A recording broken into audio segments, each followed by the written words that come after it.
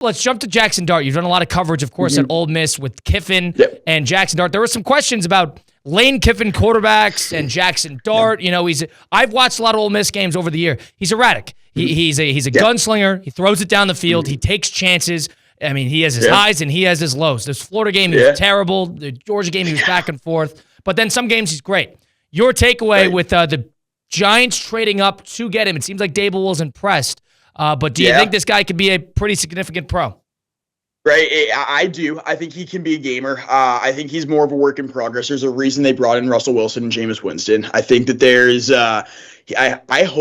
I hope the Giants elect to sit him the entire year because he's going to need it. He is a little bit, I think erratic's a great word for it. He can be a little bit of a psycho when it comes to trying to ball out on the field. He does too much sometimes. And him and Lane had a very close relationship, like scarily close relationship where he put all the trust in Jaxson, right? And if Jaxson failed, Jaxson was still going to be the good guy at the end of the day. Brian Daboll's coaching for his job. This is not going to be the same kind of relationship. They have said, everyone says Brian Daboll's a quarterback whisperer, and that goes on. I think that gets forgotten because of the 4.5 years of Daniel Jones and how bad that was up in New York. But I'll say, I think if you look at the 5 spots that I mentioned, the Saints, the Steelers, the Titans, and then obviously the Giants right there, in the Browns, the best spot for Dart to land was New York. And I think the people in East Rutherford are going to like what he brings because he has that dual threat ability. No one really talks about that as well. I mean, the guy can extend plays. You mentioned the Florida game. That is my biggest critique on him. He goes out. They still have a chance to go to the college football playoff. They're down a score. They need a touchdown, right? Throws an interception. He thinks the season's over. He walks off the field. He's crying. Then he comes back on the field because they're able to turn them over on downs and does the same thing again, and he is melting down, right? That is my biggest critique on Jaxson. It was, horrible. You can't have that happen in the National Football League, obviously. So how do you get past that? He still has a lot of maturing to do. You're sitting behind a guy like Jameis. He's going to make the locker room fun. I've dealt with Jameis a lot in New Orleans. And then also Russell, like Russell Wilson. I mean, he's going to be a guy who's sturdy. I think that's the best word for it. He plays a similar style to Dart. He can extend plays, not the same that he could back in 2014, 2015, but he can still extend plays, and that's what Dart is going to do for New York. Matt, now, the interesting thing is you said Giants are a good spot for him. I tend to agree. I like how the Giants handled themselves here. I thought the Giants did a good job in the draft trading up.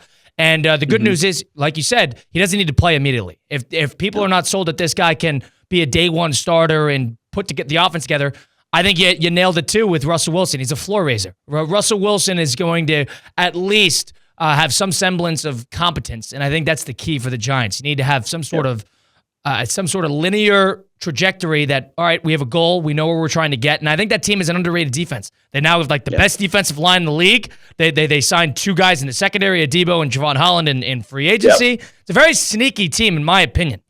So from that perspective, I think if you're the Giants, I think this was the right way in terms of optics. You looked smart coming out of this, and I think that was a big deal for Joe Schoen, Dable. You look smart. You're avoiding the actual circus that comes with the other quarterbacks involved. And at the very least, you're coaching for your job. But optics was important, especially after last year's debacle. Yeah. I second everything that you just said there. I think when you look at what Daboll said, though, after the draft, they're so excited about Jaxson Dart, and he knows, like you said, he's coaching for his job. So they could pull that trigger early, which is a real shame because you're gonna need to do something very impressive to stay employed, especially in a market like New York. I mean, this, Colin. There is a very fine line when you're not successful. If you lack that success up there, you are in trouble. And Daboll's done that for the last couple of years. And Jaxson Dart's a guy who's going to be your scapegoat. Is he going to come in and he's going to pull that trigger quickly? And if Dart fails immediately, Daboll's done. Dart's career could be in jeopardy at that point as well. It is a really, really, really different place than Oxford, Mississippi. So we're going to see if Dart can adjust. Yeah, that's your back leg. If Russell Wilson comes out there and they start 1-4, people are going to be calling for Jaxson Dart. Wouldn't you just go Jameis though? Why bring Jameis in there if you're not going to have him be the backup so Jaxson Dart can sit? Because if you're Brian Dable and you're 2-3, you don't necessarily have the luxury for that.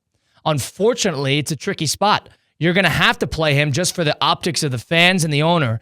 Because if he comes in and plays well, all of a sudden they get sneaked to 6-7 wins, and you saw some positives. You saw negatives, but you saw positives out of it. You might be able to buy yourself another year or two. I think the same thing can happen. I think Jameis is the same enough of a show. If he gets a miraculous win against the Bills or some other big team up northeast. Jameis. We know that you're right. He had that against the Steelers last year on that great Thursday night game. But Jameis has his highs and Jameis has his lows. I'd have a hard time seeing that. But I understand the point. I just need him to buy time so Jaxson Dart can come in later or a year afterwards